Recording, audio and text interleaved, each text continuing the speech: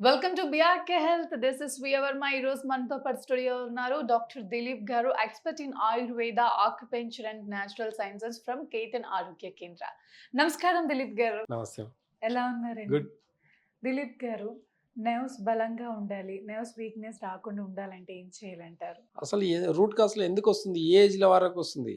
ఏజ్‌కి సంబంధం లేకుండా నర్వస్ సిస్టమ్ వీక్‌నెస్ వస్తుంది. యెస్. యెస్. అంటే మనం తినే ఫుడ్‌లో మంచి fat food, oil food, masala, అసలు జంక్ ఫుడ్డు, అసలు ఏం తింటున్నాం అనేది ఒక క్లారిటీ లేకుండా తింటున్నాం. దీనివల్ల లివర్ దెబ్బతిని మజిల్స్, నర్వస్ సిస్టము, టెండన్ ఇవన్నీ కూడా వీక్ అవుతాయి. ఒక నర్వస్ సిస్టమ్ బాగుండాలంటే దాని పక్కన దాని టెండన్ బాగుండాలి. టెండన్ బాగుండాలంటే దానికి తగినట్టుగా మజిల్ కూడా బాగుండాలి. ఈ 3 ఎప్పుడైతే బ్యాలెన్స్‌గా ఉంటుందో నర్వస్ సిస్టమ్ బాగుంటుంది. ఈ మూడిటి లోపం వల్లనే ఇదంతా కూడా ఒక లివర్ ఆపరేట్ చేస్తుంది. గాల్ బ్లాడర్ ఆపరేట్ చేస్తుంది. కాబట్టి మన బాడీలో నర్వస్ సిస్టమ్ స్టిమ్యులేట్‌గా అయి ఉండాలంటే లివర్, గాల్ బ్లాడర్‌ని యాక్టివేట్‌గా పెట్టుకోవాలి. ఈ లివర్ అంటే లివర్, గాల్ బ్లాడర్ యాక్టివ్‌గా ఉండాలనుకుంటే ఖచ్చితంగా చెప్తున్నాను, గుర్తుపెట్టుకోండి. జంక్ ఫుడ్ లేదు. ఈజీగా డైజెషన్ అయ్యే ఫుడ్ తినాలి. చాలామంది ఏం చేస్తారంటే జిమ్‌కెళ్తుంటారు. జిమ్‌కెళ్ళేసి నర్వస్ సిస్టమ్ చాలా బావుంటుందది. నా మజిల్స్ చూడండి, నా కండలు చూడండి అని అంటారు.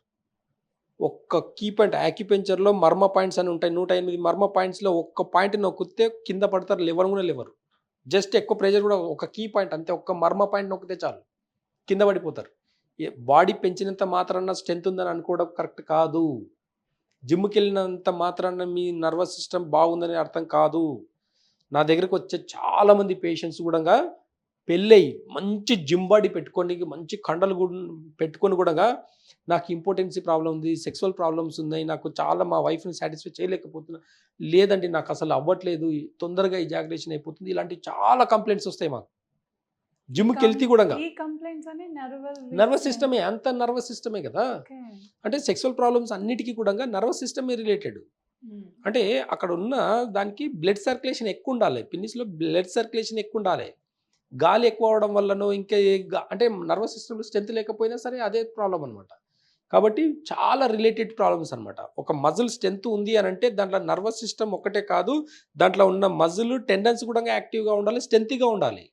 దానికి జంక్ ఫుడ్ అంటే ఇండైజెషన్ ఫుడ్ ఏది తిన్నా సరే మన మజిల్స్ మీద ఎఫెక్ట్ పడుతుంది. నర్వస్ సిస్టమ్ మీద దెబ్బతింటదనమాట. కాబట్టి ఇదంతా లివర్ మీద ఆధారపడి ఉంటది కాబట్టి బాగా అబ్జర్వ్ చేయండి.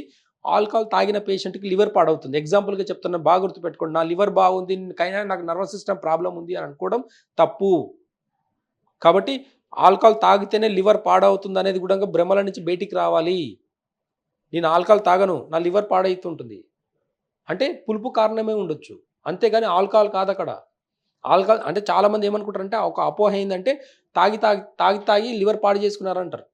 తాగకుండా లివర్ పాడు చేసుకున్న వాళ్ళు కూడా చాలామందే ఉన్నారు గదా! ఆడవాళ్ళు తాగనే తాగరు. వాళ్ళకి కూడా లివర్ ప్రాబ్లమ్ వల్ల నర్వస్ సిస్టమ్ వీక్ అవుతుంది. అర్థం చేసుకోండి ఇది.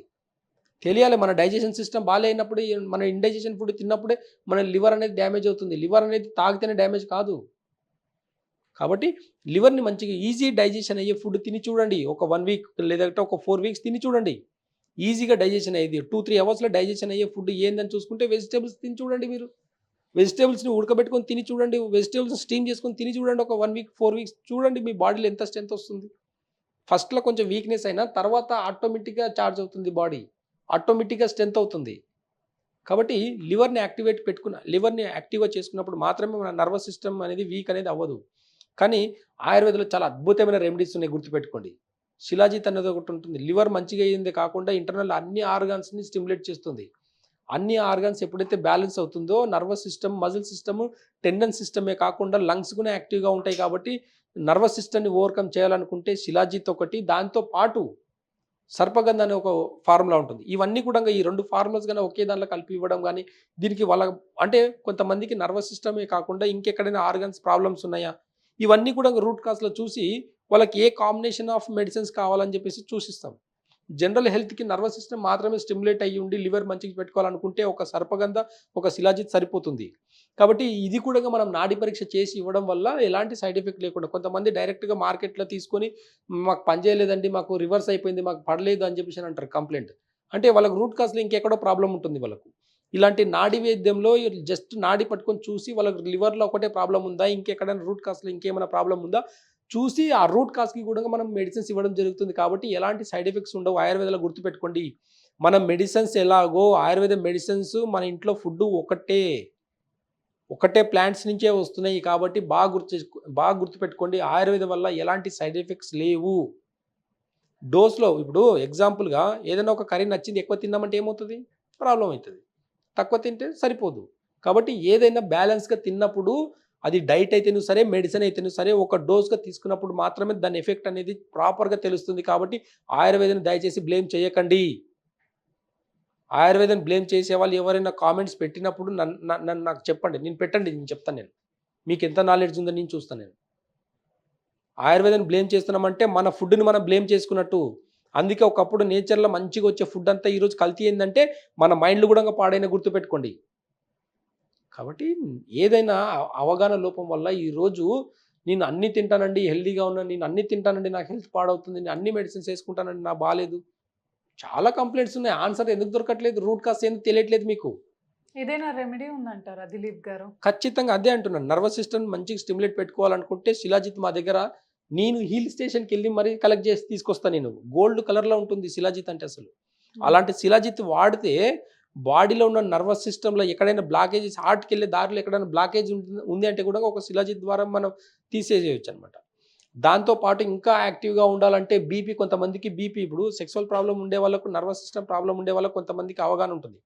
అంటే ఈ బయట ఉన్న స్టిమ్యులేట్ టాబ్లెట్ ఏసుకుంటే హార్ట్ మీద ఎఫెక్ట్ పడతదనంటారు. ఎలాంటి సైడ్ ఎఫెక్ట్ లేకుండా ఉండాలంటే శిలాజిత్తు, ఒక సర్పగంధ 2 కాంబినేషన్‌లో ఒకసారి వాడి చూడండి 4 వీక్స్. ఒక్క నెల రోజులు వాడి చూడండి. 60 ఏళ్ల గూడంగా లేచి పరిగెడతారు గుర్తుపెట్టుకోండి మీరు. వయసుకి సంబంధం లేకుండా మన లివర్‌ని మంచిగా పెట్టుకున్నప్పుడు నర్వస్ సిస్టమ్ కూడా యాక్టివేట్ అవుతుంది. కాబట్టి కొన్ని ఆయుర్వేదంలో మంచి మంచి పేటెంట్స్ ఉన్న ఆయుర్వేద మెడిసిన్స్ ఉన్నాయి.